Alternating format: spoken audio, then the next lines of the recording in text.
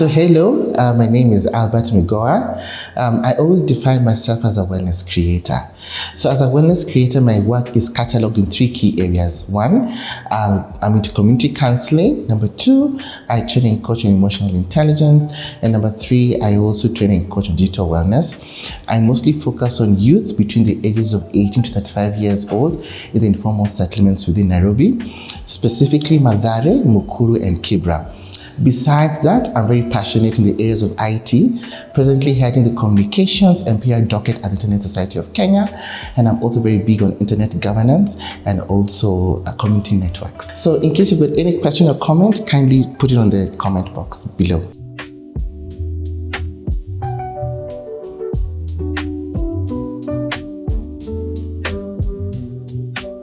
It's a very big word. EI is a very big word, but this is how I put it very simply. How you relate with people. How you relate with people. And when I go a bit deeper, your ability to understand your emotions and that of others in order to be effective in your engagements. As a young person, if I pick from that description, how is it important to you? We're social beings. We need to know how to understand our emotions and how that affects people around us. And what we need to remember is that our emotions heavily influence how our day will be. As the saying goes, if you start your day with anger, your day will be full of annoyance. So remember, as we begin our day, always let's purpose to ensure and work on our emotions, because that heavily influences what we do, what we say, how we are perceived by people, and even the outputs of the various works that we do out here.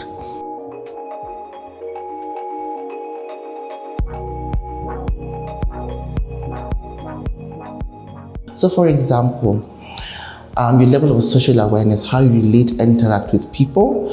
Number 2, how do you regulate your emotions? And number 3, how aware are you? How self-aware are you? And here we look at your elements of self-confidence, knowing your strengths, knowing your weaknesses. And finally, your social skills, how do you relate with people out here? And heavily embedded in that, we look at various aspects such as teamwork, collaboration, problem solving, being a change agent, and a development catalyst.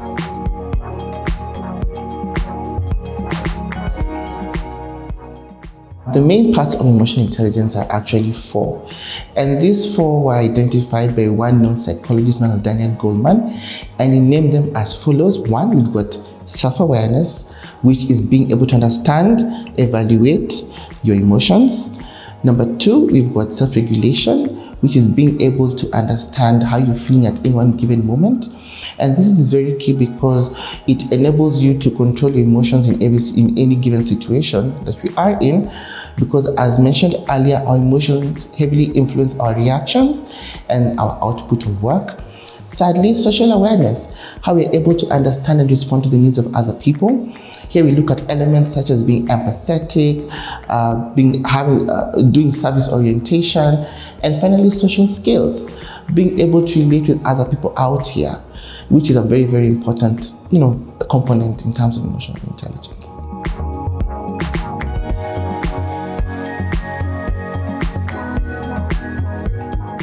Emotional intelligence is one of the many various forms of intelligence that exist out here.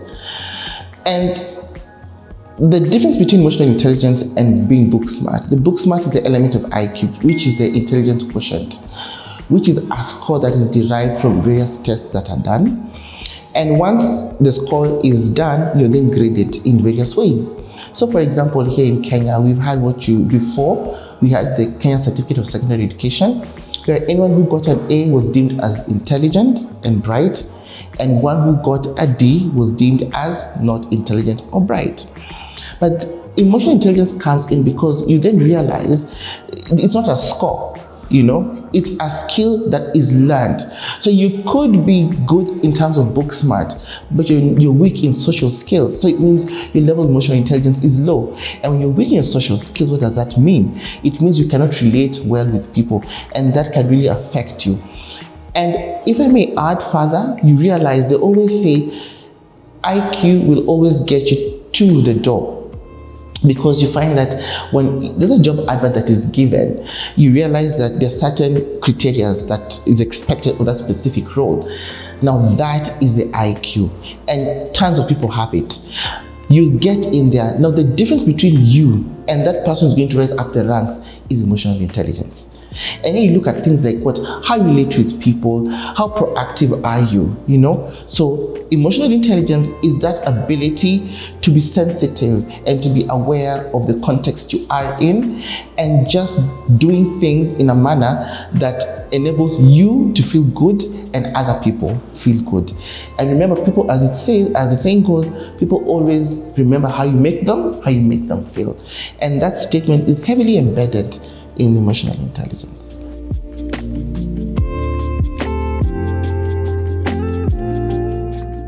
The answer is yes.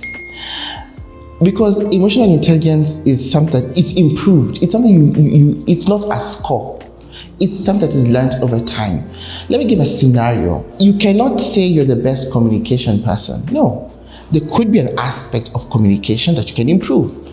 It could be verbal communication. It could be written communication. It's something we are constantly working and improving on. That's what I want us to remember here. That it is not static. It's ever evolving. Yeah. So as a young person, remember, being able to identify and know that, I need to improve on something, that's a huge sign of emotional intelligence. So remember the fact that it's not a score, the fact that it's a skill that you can work on and improve on. That's one way of going about it. How can you improve on it? There are very many ways. Practice, for one. Number two, journaling. Journaling is also one way where you really express your feelings in a written format, and that helps you to, let go of certain, feelings you may be having within you. Another thing is identifying roles, the different roles that you play and the emotions associated with them. So for example, as a student, how does that make you feel? As a brother, how does that make you feel? As a sister, how does that make you feel? And finally, one way I could always say, always arrest your emotions in any given situation.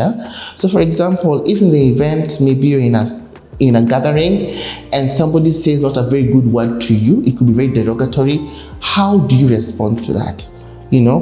Maybe personally, I always bite my tongue. Don't ask me why I bite my tongue. Or I count 1 to 10 just to calm myself down. Because they always say once you say something, you can never get it back. Yeah.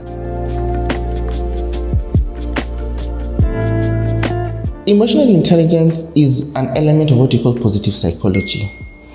And when I look at the definition of mental health as per the World Health Organization, which basically states it's the ability of an individual to be able to understand how they're feeling socially, emotionally, and how they're able to cope with their daily stressors and become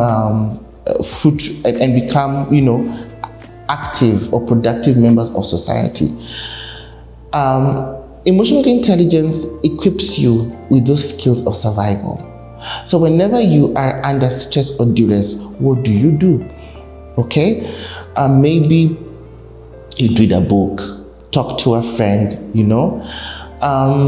Maybe if you're in a situation whereby you are challenged in something, let's say maybe you've lost a friend or a loved one, how do you go about it, So for me, emotional intelligence comes in various ways, but I see it coming in very strong when it comes to coping with the daily stressors, whereby you're able to choose the right thing to do, the right way of coping. Because if as you know, there are two ways of coping when dealing with stress, with positive ways and negative ways. The negative ways are, things such as alcohol consumption, drug abuse, and overeating and pacing. And the positive ones are, the eating, the exercising, talking to a friend, prayer, yoga, and etc.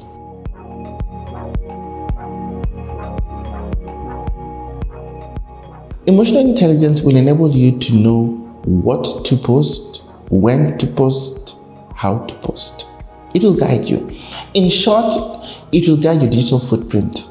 I say that because in the era of today, Everything is online.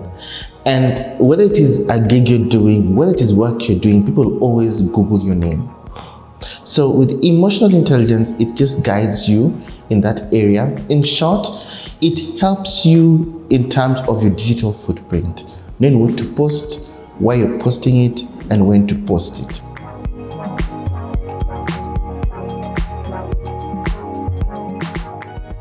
It helps in terms of knowing what decisions to make. It guides in that area.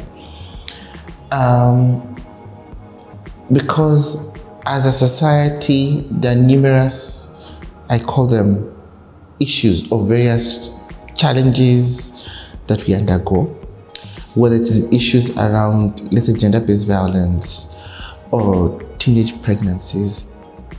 I feel emotional intelligence it's that extra ingredient that helps guide in dealing with some of these issues, whether it is through issues on advocacy, issues on policy, issues of even activism, issues of just ways of just addressing that given issue with the sole objective with coming out with a positive outcome.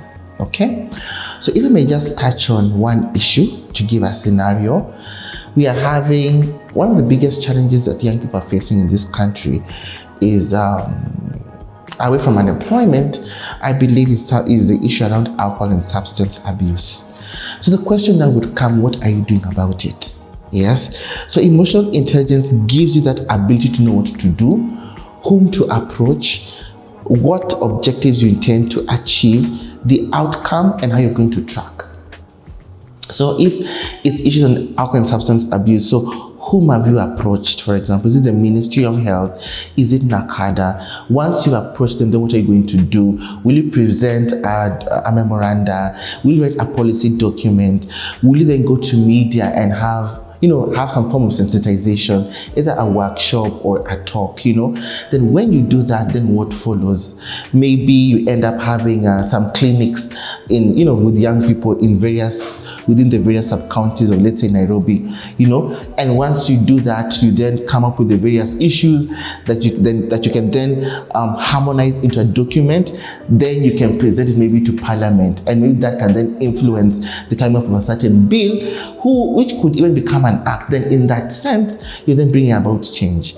And then once that happens, then how then can you best track and ensure that what you've agreed upon based on the different ideas that you've gotten, how can you then now track and ensure that they're being implemented?